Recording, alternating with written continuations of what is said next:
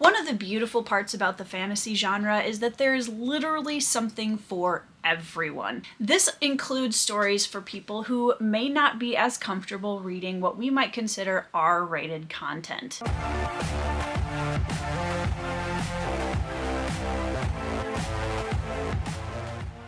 Now, you may or may not be familiar with the term clean fantasy to describe these stories, but I want to take a little bit of time in this video to talk about clean fantasy, what that means to the majority of readers, and explore a little bit about why it's a good thing to have in the genre. I will also be including a short list of series and stories that you can check out if you are looking for clean fantasy more toward the end of the video. Now, a while back, I posted something on my Twitter or X account about clean fantasy. What is it? What do people define clean fantasy as? What kind of books do they think of when they think of it? And it was a very interesting discussion. I just kind of was amazed by the different perspectives that all came in about clean fantasy and about defining it and what books people considered clean fantasy.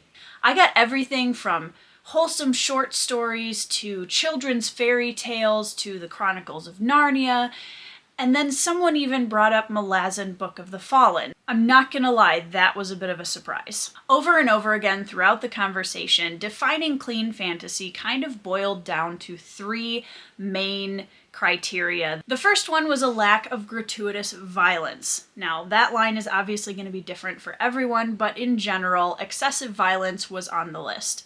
Number two, sex. Any kind of really spicy scenes, anything that's heavily themed towards sex and sexuality was number two. And number three was cursing. Any kind of foul language included in books immediately pushes it out of the clean fantasy bracket for a lot of people. Now, before we go any further, I do want to talk a little bit about the term clean fantasy. I understand that for some people this can get a little bit dicey because it implies that anything outside of clean fantasy is dirty. I don't see it that way. I'm not using this term to imply that anything outside of clean fantasy is dirty or wrong. I'm just using it because it is an easy term that a lot of people are familiar with. You may also hear the terms noble or noble bright to describe clean fantasy. Overall, it seems that clean fantasy presents its story material without the use of excessive violence, sexual content, or crude language. But the tough part about this is that all three of those things and the boundaries that define them within clean fantasy may vary wildly depending on who you're talking to. Surprisingly, violence often tends to be the least objectionable of these three categories. For example, something like Chronicles of Narnia or Lord of the Rings, they have battles, they have fights, they have violence in them, but it's portrayed in such a way that there's not a lot of gruesome detail. There can also be the expectation that when you use the term clean fantasy, it implies that that story is told from a more religious viewpoint. I do want to come back briefly to the point of contention that arises in a lot of conversations around clean fantasy, and that is that by calling it clean fantasy, we are implying that anything outside of it is dirty or wrong, and especially books that do contain sexual content or violence or even crude language are therefore dirty and wrong. On the opposite side of the fence, slapping the clean fantasy label on a book can oftentimes make people turn up their nose and immediately make assumptions about it. On the contrary, that it's going to be overly religious or it's going to be dumbed down. If a book is clean, sometimes people make the assumption that it's being told through some kind of unrealistic rose-colored glasses kind of viewpoint. Fantasy exists on a broad spectrum. Just like there is a broad spectrum of readers, there's also a broad spectrum of writers. And that can only be a good thing, because that means, again, that there is something within the genre for everyone.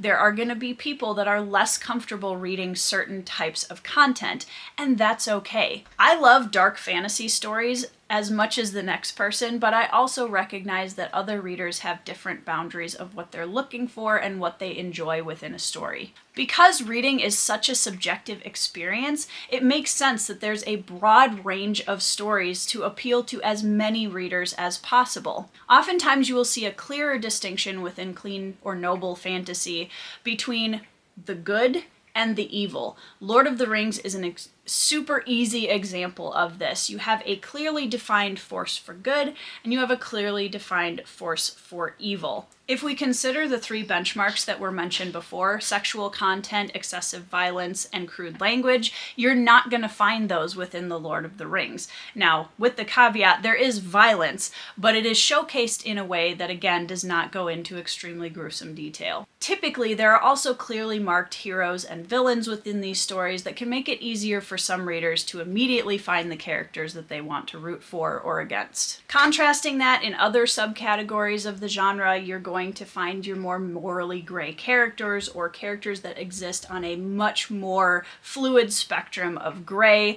and that can also include more heavy depictions of violence or sexual content, gruesome details, etc. The depth and the impact of the story you're reading doesn't necessarily have to change depending on the type of content that's included within it. And one of the things that's really important to mention here is, just like we have a broad range of readers looking for different experiences within their reading, we also have a huge spectrum of authors, each one coming into storytelling with a different worldview, a different perspective, and different levels of comfort. My point with all of this is simple. Looking down on stories on any side of this spectrum doesn't really help the genre. All of them have an important role to play in sharing storytelling and giving people the reading experience that they're looking for. And I'm saying all this from the perspective of somebody who primarily enjoys and reads darker fantasy. So if you're looking for some recommendations for clean fantasy, I'm going to include a small list of books and series that you can check out. Please make sure to read all of the synopsis and any reviews that you want to make sure that it is a good fit for you personally, because obviously my boundaries might be different than yours, etc. But a lot of these recommendations come from my own experience or from people that I know that I trust. Surprisingly, Tolkien and Brandon Sanderson are not the only authors I'm going to be recommending in this part of the video, although those are both definitely good places to start if you want to, but I'm going to give you a quick list of some other books that you may or may not have heard of or tried already. The Chalion Saga and the Needle and Leaf series by Andrew D. Meredith. Dragon Slayer by Duncan Hamilton. The Rhaeria Revelations by Michael J. Sullivan. The Cradle series by Will White. The Curse of Chalion by Lois McMaster Bujold. The Discworld by Terry Pratchett. Jonathan Strange and Mr. Norrell by Susanna Clarke. Debunked by Dido Abbott. The Sword of Shannara by Terry Brooks. The Riverfall Chronicles by Jacqueline Hagan. The Songs of Chaos by Michael R. Miller.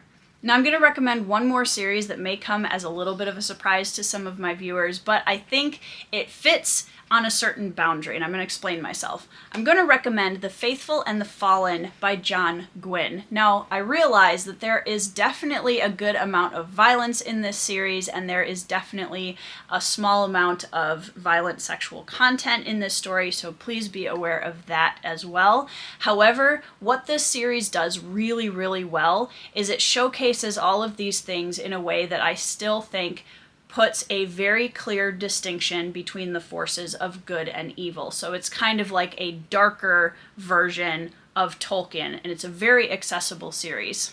Now again, in closing, it's important to remember that every reader will have a different threshold, and that there's nothing wrong with that. Some of the books that I've recommended here may not fall into the clean fantasy category for you, and that's okay. You know yourself as a reader best, so look through the synopses, read about the authors, look through the reviews, and see which ones of these books might be a good fit for you. The line of what may or may not fall into clean fantasy as a definition is going to be different for everyone, and that is a really, really important point to make for this video. Now, I would love for you guys to be a part of this discussion. Please keep it respectful, but go down in the comments and let me know what series come to mind when you think of clean fantasy, what books you would recommend if somebody's looking for a really, really good in-depth series that doesn't include a lot of sexual content, excessive violence, or crude language. Please drop those down in the comments below so that people who are watching this video can have even more recommendations to check out. out. Thank you guys so much for jumping in on this video. I hope you are having a fantastic week, and whatever type of fantasy you enjoy reading, I hope you are reading 5-star reads, and I will see you in the next video.